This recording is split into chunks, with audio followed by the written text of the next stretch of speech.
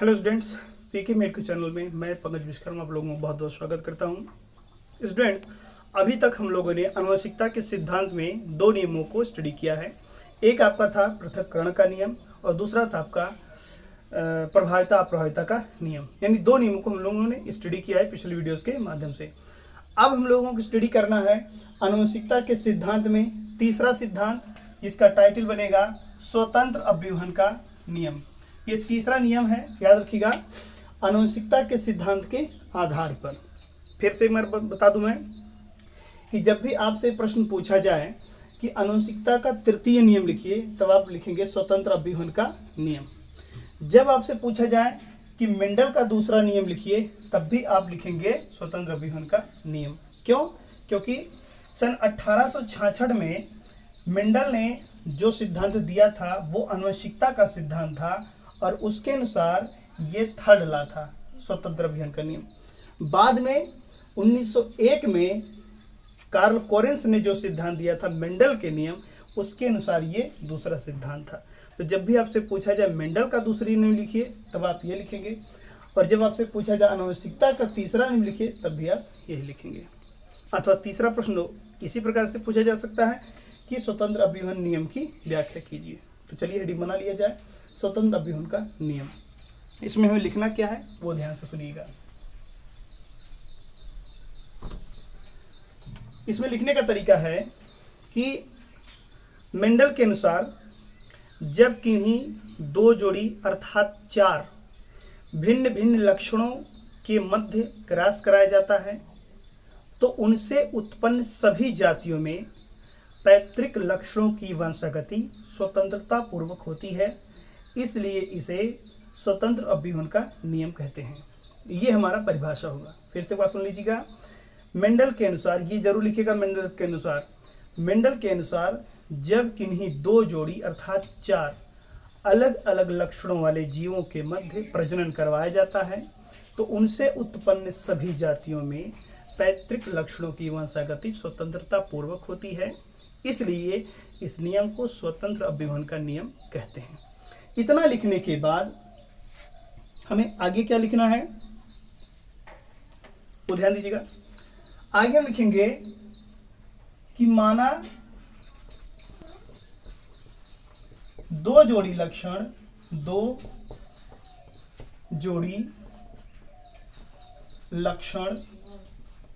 इस प्रकार हैं जिनके मध्य क्रॉस करवाया जाता है।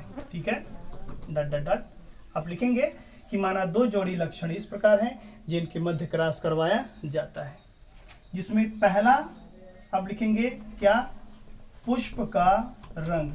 ठीक है, हम लोग कुछ भी ले सकते हैं। याद रखिएगा, मेंडल ने 7 जोड़ी लक्षण दिए थे और इसका वीडियो हम लोगों ने पिछले क्लास के माध्यम से देखा है, और जिन लोगों ने ना देखा हो तो वो यूट्यूब चैनल के प्लेलिस्ट में कक्षा 10 या कक्षा 12 की लिस्ट में देख सकते हैं। तो पहला लक्षण होगा हमारा पुष्प का रंग। रंग कितने हैं? 2 हैं। कौन कौन? लाल पुष्प और क्या है, सफेद पुष्प। ध्यान दीजिएगा, लाल पुष्प का जो एलील तो होता है उसे हम कैपिटल आर लिखते हैं। ठीक है, और सफेद पुष्प के एलील को स्मॉल आर लिखते हैं। ये आपका मेन पॉइंट है। दूसरा जोड़ी लक्षण क्या होगा? तने की लंबाई। ठीक है, कैसे? लंबा तना जिसका एलील हम कैपिटल टी कैपिटल लिखेंगे, और दूसरा हम लोग लिखेंगे बौना तना जिसे हम लोग स्मॉल टी लिखेंगे। तो स्टूडेंट्स ये बात याद रखिएगा, इस प्रकार से हमारे 4 जो है डिफरेंट कैरेक्टर्स हो गए, 2 जोड़ी। ठीक है, एक जोड़ी ये हो गया और एक जोड़ी ये हो गया। तो अब हम लोगों को खास तौर पे देखना क्या है कि इन चारों कैरेक्टर्स के बीच में हम लोग क्रॉस कैसे कराते हैं। ठीक है, चलिए हम लोगों ने अभी तक कितना लिखा है कि माना 2 जोड़ी लक्षण इस प्रकार हैं जिनके बीच निम्न प्रकार से क्रॉस करवाया जाता है। तो दोनों जोड़ी आप लक्षण लिख लिए हैं। लक्षण लिखने के बाद हमें क्या लिखना है? चलिए इसके नीचे आप क्या कराएंगे, आप क्रॉस करा दीजिए, ठीक है। ध्यान दीजिएगा, आप इधर लिखेंगे लाल, इधर लिखेंगे आप सफ़ेद। ध्यान दीजिएगा, थोड़ा सा डिस्टेंस लेकर के, मेरे पास स्पेस कम है। इधर लिख दीजिएगा आप लंबा, इधर लिख दीजिए लंबा तना, इधर लिख दीजिएगा बौना तना, बौना तना, ठीक है। लाल पुष्प, सफेद पुष्प, सफेद पुष्प। चलिए क्रॉस कराते हैं। ये कैपिटल आर, स्मॉल आर, ये कैपिटल टी, स्मॉल टी। चलिए क्रॉस कराया जाए। तो ये इसके साथ क्रॉस करेगा कैपिटल स्मॉल, और ये इसके साथ कैपिटल स्मॉल। यहाँ पर 4 होंगे, लेकिन हम सिर्फ एक से काम चला सकते हैं। यहाँ भी 4 प्रोडक्ट बनेंगे, हमें एक से काम चलाना है बस। तो ये क्या होगा, शंकर होगा, गुलाबी होगा, ये आपको पता है। ये होगा सामान्य, ठीक है, सामान्य तना, लंबा तना और बौना तना का जो मिक्सचर प्रोडक्ट प्राप्त होगा वो सामान्य तना होगा, ना ज़्यादा लंबा ना ज़्यादा बौना होगा। चलिए, ये था F1 जनरेशन यानी पहले नियम का, ठीक है। F1 जनरेशन यानी पहली पीढ़ी। हम लोगों ने पहले नियम में प्रभाविता अप्रभाविता के नियम में यही चीज़ पढ़ा था, ठीक है। अब हमारा दूसरा नियम क्या कहता है, ध्यान दीजिएगा।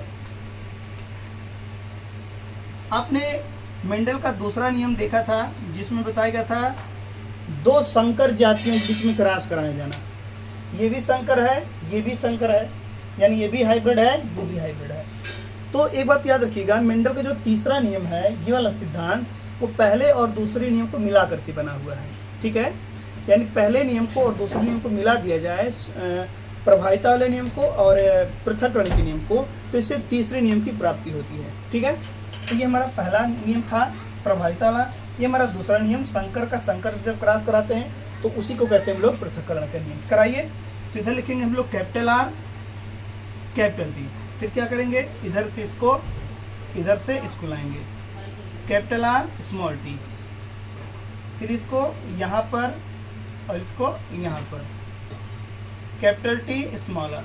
हमेशा याद रखिएगा, कैपिटल वाले को पहले ही लिखेंगे, ठीक है। इधर से इसको, इधर इसको, स्मॉल आर स्मॉल टी। चलिए, तो 4 प्रोडक्ट यहाँ पर बन गए हैं। ये हमारा सेकेंड जनरेशन है, ये हमारा F2 जनरेशन है, ठीक है। यानी कि पहले नियम और दूसरे नियम को मिलाने के बाद हमें तीसरे नियम की प्राप्ति होती है। अच्छा, इतना लिखने के बाद हमें नीचे लिखना होगा कि इन सभी जातियों का पुनः आपस में क्रॉस कराने पर, ठीक है। यहाँ पर आप नीचे लिखेंगे क्या, यहाँ पर आप नीचे लिखेंगे इन सभी जातियों का पुनः आपस में क्रॉस कराने पर। यहाँ पर 4 प्रोडक्ट बने हुए हैं, अर्थात 4 बीज बने हैं। इसका कलर लाल होगा, तना लंबा होगा, इसका लाल, तना छोटा, तना लंबा, सफ़ेद फूल, तना लंबा। यानी कि चारों को बोने के बाद हमें 4 कैरेक्टर प्राप्त होते हैं। चलिए नीचे लिख दीजिएगा, इन चारों जातियों का आपस में पुनः क्रॉस कराने पर उसके बाद हमें क्या करना है,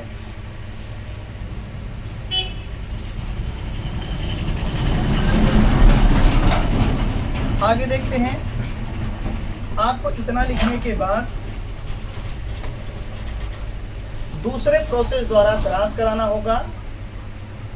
चलिए क्रॉस करा के चेक किया जाए इन चारों का आपस में प्रोडक्ट क्या आता है। चलिए, तुमने लिखा था इन सभी जातियों का पुनः आपस में क्रॉस कराने पर, ठीक है। क्रॉस कराते हैं। क्रॉस कराने के लिए याद रखिएगा कि जब 4 प्रोडक्ट का आपस में आप क्रॉस कराएंगे तो उसके लिए आप क्रॉस मेथड का प्रयोग नहीं करेंगे, ठीक है, कभी भी, हमेशा याद रखिएगा। उसके लिए आप पुनेट मेथड का प्रयोग करते हैं। तो आपको करना क्या है, ऐसे बॉक्स बनाना है, ठीक है, बॉक्स बनाना है। ये रहा बॉक्स।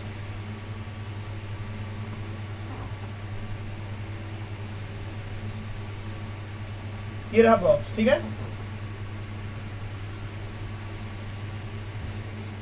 ध्यान से देखिएगा, कुछ टफ नहीं है। ये बॉक्स बन रहा है।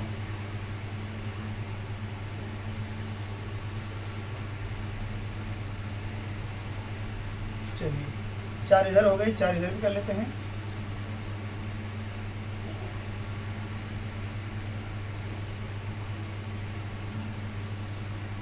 चलिए इधर आप मेल फीमेल का साइन दिखा दीजिएगा।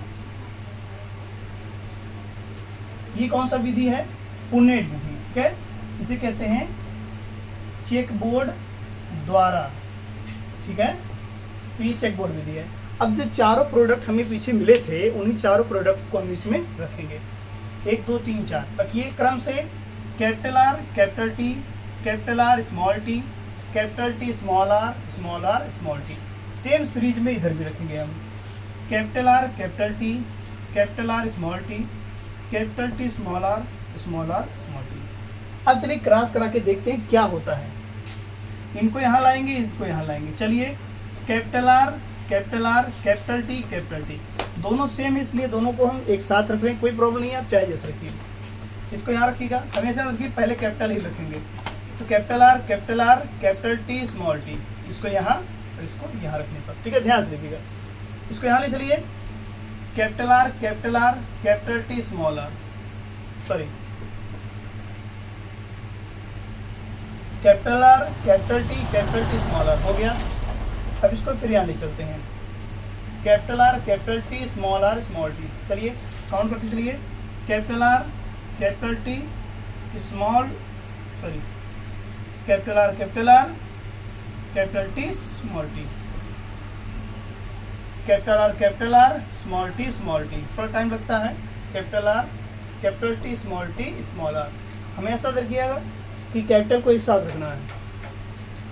Capital R small T small R, इसको यहाँ सेम टू सेम सामने बॉक्स में रखना होगा। ये इस बॉक्स का इधर, इस बॉक्स का इधर, ऐसे capital R capital T small R, capital R capital T small T, capital T small R small T, sorry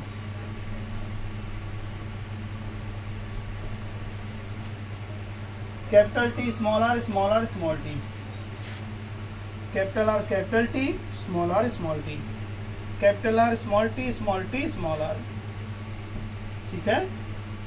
इसे रखते चलिए। तो हमने सभी को फिलअप कर लिया है। एक बार फिर से देख लीजिएगा, इसको यहाँ पर, इसको यहाँ पर, एक दूसरे के सामने वाले बॉक्स में ही हम लोग रखेंगे, ठीक है। नहीं तो याद रखिएगा आपका पॉइंट गलत हो जाएगा, ठीक है, प्रॉब्लम्स हो सकती है। एक बात और याद रखिएगा कि रखते समय आप एक चीज़ का विशेष ध्यान देंगे कि जो कैपिटल है उनको पहले, स्मॉल है उनको बाद में, ठीक है। चलिए अब देखते हैं, यहाँ पर 4 मेल थे 4 फीमेल। हमने लिखा था कि जब किन्हीं 4 या इन नीचे लिखा था हमने कि इन चारों जातियों का पुनः आपस में क्रॉस कराने पर, उसके बाद हम लोगों ने बॉक्स बनाया है। हम लोग क्या देखेंगे, यहाँ पर 16 प्रोडक्ट बन रहे हैं। कितने प्रोडक्ट? 16 प्रोडक्ट, ठीक है। 4 4 8 4 और 4 8 16 बीज बन रहे हैं। यानी कि जब हम 4 अलग अलग जातियों को क्रॉस करा के देखेंगे, ठीक है, तब 16 प्रोडक्ट बनेंगे। यानी कि मेंडल के अनुसार जब किन्हीं 2 जोड़ी अर्थात 4 अलग अलग कैरेक्टर्स को आपस में क्रॉस कराया जाए तो उससे 16 प्रोडक्ट बनते हैं। और 16 प्रोडक्ट में 16 जातियों में उनकी जो पेरेंटिक कैरेक्टर होते हैं वो स्वतंत्र रूप से जाते हैं, इसलिए इसे स्वतंत्रता का नियम कहा जाता है, या स्वतंत्र अभियान का नियम कहा जाता है, ठीक है। अच्छा, यहाँ पर 16 प्रोडक्ट बने हुए हैं, 4 4 8 16 करके से। इसमें कैरेक्टर क्या होगा, ध्यान दीजिएगा। इसमें ये जो आप देख रहे हैं, ठीक है, लाल पुष्प है, लंबा तना, लाल पुष्प है, लंबा तना, ध्यान दीजिएगा। यहाँ पर 16 बॉक्स बने हुए हैं। 16 बॉक्स में हमें देखना क्या है कि 9 प्रोडक्ट ऐसे बनेंगे। कितने प्रोडक्ट? 9 प्रोडक्ट, यानी कि 16 बीज हैं। 16 बीज को जब आप बोएंगे तो उसमें से 9 बीज ऐसे होंगे जिनमें लाल पुष्प होगा, लंबा तना, ठीक है, पौधे के बाद लाल पुष्प होंगे, लंबा तना, ठीक, कितने होंगे? 9, याद रखिएगा। 3 ऐसे बीज होंगे जिनमें फूल की बात करें अगर पौधे के, तो उनमें फूल कैसा होगा? लाल पुष्प होगा लेकिन बौना तना होगा। कैसा तना? बौना तना, अर्थात छोटा तना होगा। कितने होंगे? 3 ऐसे होंगे, ये चीज 3 बीज ऐसे होंगे जिन्हें उगाने के बाद उसमें पुष्प किस कलर का? लाल कलर का, लेकिन तने की लंबाई छोटी होगी। चलिए, 3 बीज ऐसे होंगे जिनका तना लंबा होगा। क्या होगा? तना क्या होगा? लंबा होगा, लेकिन बीज फूल का रंग क्या होगा? सफेद। पुष्प क्या होगा? सफेद कलर का होगा। कितने होंगे? 3। एक प्रोडक्ट ऐसा आएगा जिसका फूल का कलर क्या होगा? सफेद होगा और तने की लंबाई भी छोटी होती है। तो सफेद पुष्प,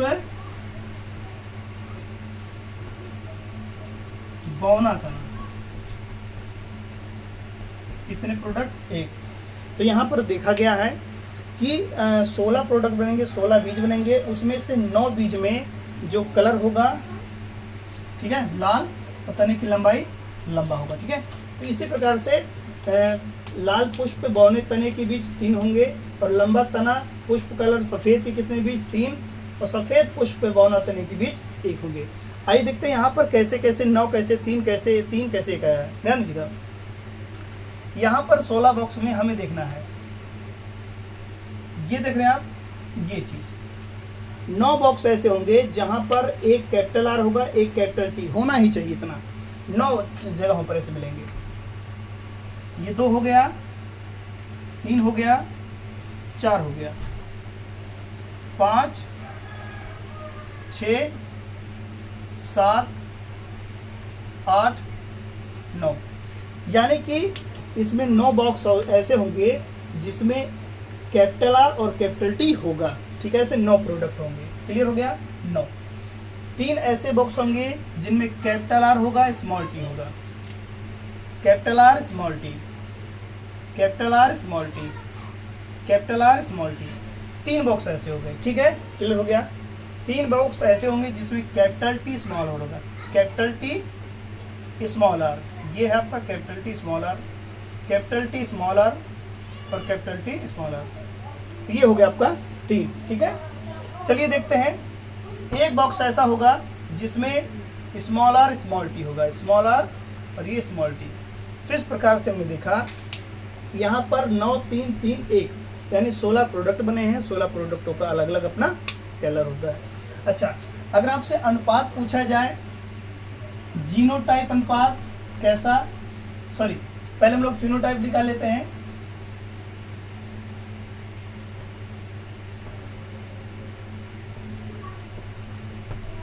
तो फिनोटाइप अनुपात याद रखिएगा हमारा यही रहेगा, कितना? 9:3:3:3:1। ये जो आप देख रहे हैं 9 ये होंगे, 3 ये होगा, 3 ये होगा, 1 ये होंगे, यानी 16 प्रोडक्ट बनेंगे, ठीक है। इस प्रकार से जो हमारा फिनोटाइप अनुपात होता है वो 9:3:3:1, 9:3:3:1 होता है। ये बात हमेशा याद रखिएगा क्योंकि ये बोर्ड एग्जाम में पूछा जाता है। इसी के साथ साथ हम लोग अभी जीनोटाइप का अनुपात भी निकाल लेते हैं। चलिए देखते हैं जीनोटाइप और फिनोटाइप का जो ये रेशियो होता है, ये आपसे 1 नंबर में पूछा जाता है आपके बोर्ड एग्जाम के अकॉर्डिंग, ठीक है। इसलिए इसको याद रखिएगा। फिनोटाइप का 9:3:3:1 का होता है, और जीनोटाइप का क्या होता है, आइए इसको भी निकाल के देखते हैं। ये आपको राउंड करना नहीं है, मैं सिर्फ ये समझाने के लिए बता रहा था। इसको आप राउंड करेंगे नहीं, ठीक है। ये सिर्फ एक जानकारी के लिए ताकि आप समझ सकें।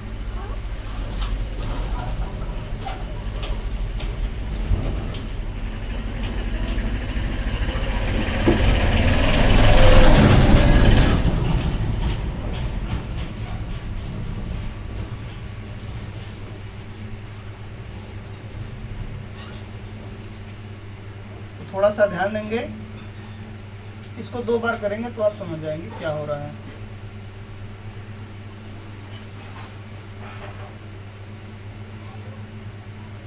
चलिए, तो जीनोटाइप अनुपात क्या होता है उसको हम लोग देख लेते हैं।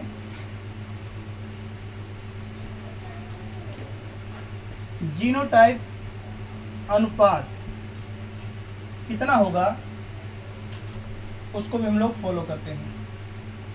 चलिए, तो यहां पर पहला बॉक्स ऐसा होगा जहां पर चारों आपको कैपिटल मिलेंगे। देखिएगा 16 बॉक्स में एक सिंगल बॉक्स ऐसा मिलेगा जिसमें आपको चारों कैपिटल मिलेंगे, capital R, capital R, capital T, capital T, कहीं भी नहीं मिलेगा। तो पहले आप लिखेंगे एक, अनुपात का निशान लगा करके इसको कैंसिल कर दीजिए। अब देखिएगा ऐसे कितने बॉक्स हैं जिसमें capital R, capital T, small T है। ध्यान दीजिएगा, capital R, capital T, small T, और कहीं पर है एक ये है, एक ये है, capital R, capital T, small T, यहाँ भी है, यहाँ भी है। तो आप 2 लिख दीजिए, फिर अनुपात का निशान लगाइए। अब ऐसा देखिएगा capital R, capital T, small R, ये चीज कहीं और है। कैपिटल आर देखिए, डबल टी, और ये चीज देखिए यहां भी है, यहां भी है। ठीक है, ये 2 सेम है, एक ये है, इसको भी आप कैंसिल कर दीजिए, आप 2 लिख दीजिए, फिर अनुपात लगाइए। कितने ऐसे बॉक्स हैं जिनमें ये स्ट्रक्चर है, capital R, capital T, small T. देखिए कितना है, एक ये है, एक ये है, एक ये है, और एक ये है। 4 यहाँ पर है, 1 2 3 4, 4 बॉक्स ऐसे हैं जहां पर आपको capital R, capital T, small T, ये चारों मिल जाएंगे। तो आपको यहाँ पर 4 लिख देना है, फिर अनुपात लगा दीजिए। ये स्ट्रक्चर देखिए कहाँ पर है, 2 कैपिटल आर, 2 स्मॉल टी, और कहीं मिलेंगे नहीं है, इसको कैंसिल करिए, यहाँ पर 1 लिख दीजिए। ये स्ट्रक्चर देखिए, कैपिटल आर, स्मॉल आर, और 2 स्मॉल टी, कहीं पर और है, यहाँ पर है, देखिए ये स्ट्रक्चर सेम है, capital are, double small T, एक सिंगल आर स्मॉल, 2 हैं, तो दोनों को कैंसिल कर दीजिए। अब आप 2 लिख दीजिए, फिर अनुपात का चिन्ह लगाइएगा। ये स्ट्रक्चर और कहीं पर है, डबल कैपिटल टी और डबल स्मॉल आर, और कहीं पर है नहीं है, एक ही है, कैंसिल करके 1 लगा दीजिए यहाँ पर, फिर अनुपात लिखिएगा। ये चीज कहीं और पर है, देख लीजिए same to same, capital T, double small R, small T, 2 हो गए, इनको आप कैंसिल कर दीजिए। कितने हैं, 2। अब ये एक ही बचा हुआ है, 2 स्मॉल आर, 2 स्मॉल टी, और कहीं पर आपको नहीं मिलेंगे क्योंकि बाकी सब काउंट हो चुके हैं। तो यहाँ पर 1 लिख दीजिएगा। अब आप जीनोटाइपिक अनुपात देख लीजिए, 1 2 2 4 1 2 1 2 1, ये आपका जीनोटाइप का अनुपात हो गया। याद कैसे करेंगे, 12 24 12 12 1, ये आपका याद करने का तरीका होगा, 12 24 12 12 1। ठीक है, आप इस तरीके से इसको याद कर सकते हैं। ये सीक्वेंस यही रहेगा, हमेशा याद रखिए, आप किसी भी डिजिट को आगे पीछे नहीं कर सकते हैं। हाँ, याद करने के लिए इतना मैं बता दे रहा हूँ, इसमें एक जो है वो 4 बार आया हुआ है, कितनी बार, 4 बार। 2 इसमें 4 बार आया हुआ है, कितनी बार, 4 बार। लेकिन 4 जो है वो 1 बार आया हुआ है, कितनी बार, 1 बार। बस इतना याद रखिएगा कि 1 इसमें 4 बार आएगा, 2 4 बार आएगा, लेकिन 4 1 बार आएगा।